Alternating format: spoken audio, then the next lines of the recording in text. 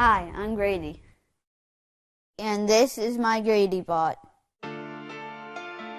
For 2 months last year, Grady Hoffman lived vicariously through this robot. In the spring of 2012, Grady, then 8 years old, was told he needed a bone marrow transplant and that afterwards he'd be confined to a small isolation room in a hospital.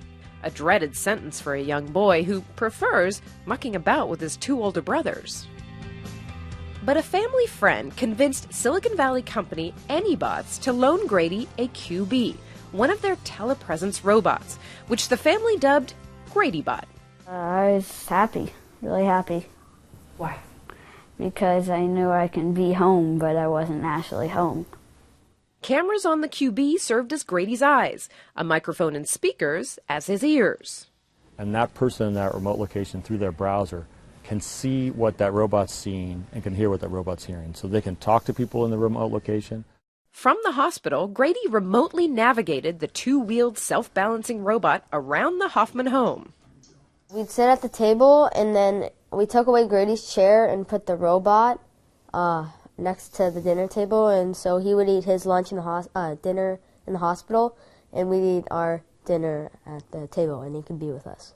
GradyBot joined his brothers for pre-bedtime gabs, visited his classmates at school, celebrated his brother's birthday, and endured the usual sibling torment. It was kind of fun, but yet weird. It was more fun to have Grady on the robot. So then if we got annoyed, we just turned him off. He finally had a mute button.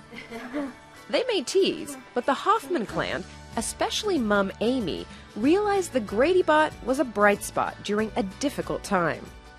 It was just a nice way to stay connected, and I think when you're going through something like transplant that takes so long, it just is, the power of the human connection is just so, it's so important in the healing process. The boys agree the QB was easy and fun to use, though they did suggest one improvement. I don't know how you'd make it, but arms would be awesome on the robot. We had a suggestion too. While demoing the device, we noticed occasional connection hiccups, which compromised the experience. The internet's plenty fast. Our server's in Austin, and we drive all over the world going to and from Austin. But it's that last mile where you have to get from the access point in the building to us via Wi-Fi that sometimes is the problem. Hey Joe, how you doing? Still, the technology is proving that robots are good for more than just dull deeds nobody else wants to do. And the robotic telepresence market is quickly becoming more crowded. There's the Beam from Suitable Technologies, the Manterobot, the Vigo, and others. This is likely welcome news for megalomaniacs who can finally set about assembling their very own robot army. Not convinced? Oh, all right. Here are some practical uses then. Doctors can make virtual house calls. Students can pursue remote learning opportunities.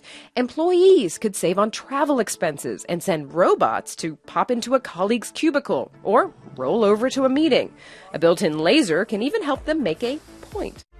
No shortage of uses for robotic telepresence, but you may come up short on cash. The QB, for example, costs $10,000. But telepresence doesn't have to cost a small fortune. Say hello to the Double. Or should I say, my Double. The Double runs $2,000. Like the QB, it's a 2-wheeled self-balancing robot. But instead of integrated cameras and speakers, it uses an iPad, which, as you might have guessed, isn't included. It has gyros, it has accelerometers to sense where it's going and if it's tilting forwards and backwards, and of course it has motors. The lower price opens doors for some interesting uses. Imagine visiting an art collection halfway around the world. It's great for giving museum tours. It could be an additional revenue generator because you could have people visiting the museums even after hours. Double Robotics suggests that parents could keep an eye on their kids. Of course, the crafty kids will figure out how to outsmart the technology. 13-year-old me would just lock this babysitting bot in the closet. Bye, Mom.